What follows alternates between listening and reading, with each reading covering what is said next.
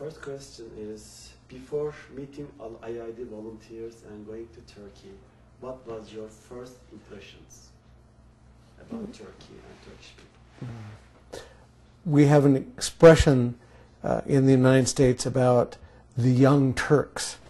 And so which is often meant to mean there's a certain amount of wildness or unpredictability or hot-bloodedness. And so that was the only, essentially the only impression I had prior to meeting IID representatives. Have you ever hesitated to go to Turkey when you were invited to the trip?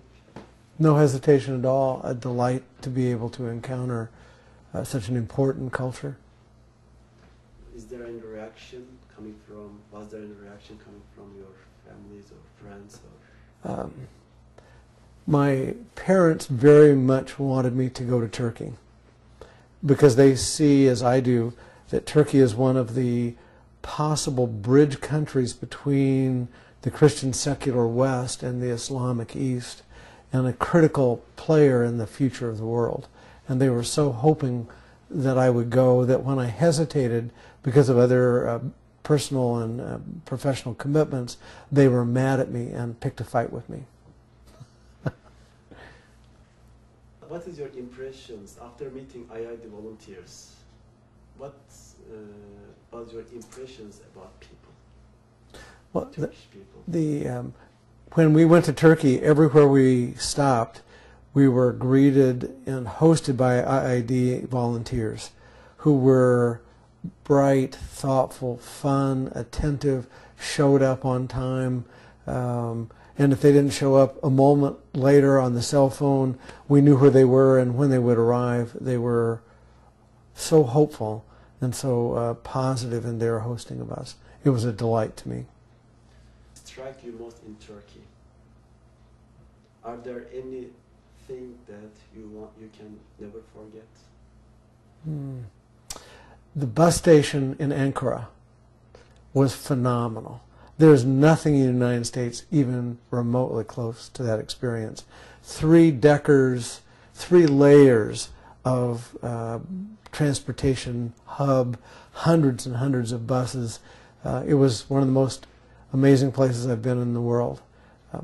You wouldn't think of it that maybe from a Turkish perspective, but there's nothing like it in the United States because our mass transit is not bus-centered. And so I'm rather delighted in that. Of course, Cappadocia, which was a very special place. And then, a boat trip on the Bosphorus, which was beautiful. But our home hospitality and the schools we visited were lasting impressions that changed my life. How your impressions about Turkey and Turkish people has changed after the trip? Was there any particular experience you would like to share with us? Well, I don't know whether my experience is not necessarily just of Turkish people, but of the people who are a part of the volunteer education network and the families that support it, the followers of Fethullah Gulen and others. My experience is they wanted us to know that we could be loved by them and that they could be generous in ways that I have almost never experienced before in my life. And it is a wonderful way to create peace in the world. Which cities impressed most? Well, I of course liked Cappadocia, and I liked Urfa, but I loved being in Izmir and running along the Aegean Sea where there was a jogging track interweaving through beautiful large public sculpture, going the taxi rides in Istanbul are quite memorable. What do you think about Turkish people for their tolerance, for both and for now and for in their history, toward other religions and other cultures? there is an openness to much of the rest of the world, I find, in the Turkish people and the Turkish culture, that really can make it a bridge between the European, American West and the Islamic East. And I really think of Turkey as their openness will create that bridge in a way in which no one else in the world can. And so I am so hopeful that that Turkey will enter the European Union and cement its place as that bridge. It physically bridges the continent of Europe and the continent of Asia. That I don't know, a portico of cultural transformation for millennia is a promise and a possibility that I hope they continue to live out.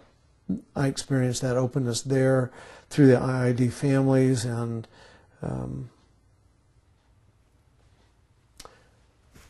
did the trip reinforce the idea about establishing peace in the world?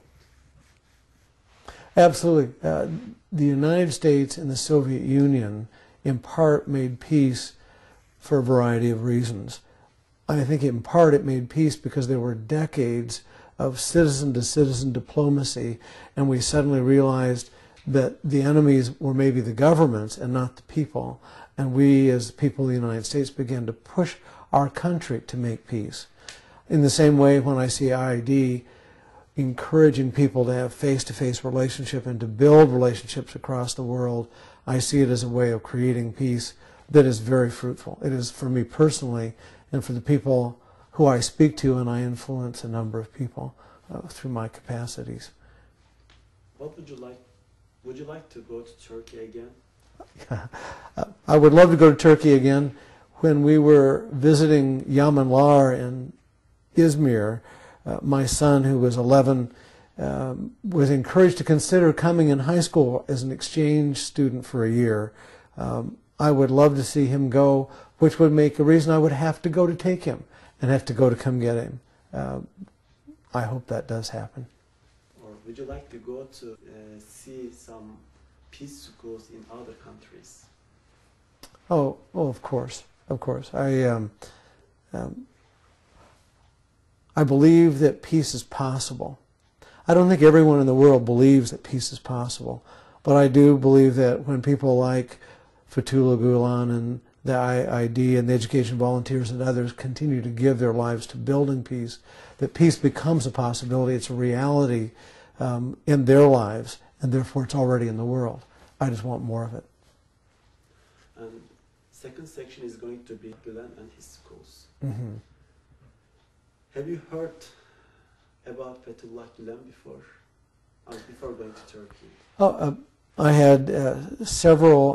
I'm a minister in a church, and I had several young men come to my church who were members of the education volunteer community, and I found them exciting, open, interesting, and they talked about their teacher, this Fethullah Gulen, and I was very curious about his work because of what I saw in them.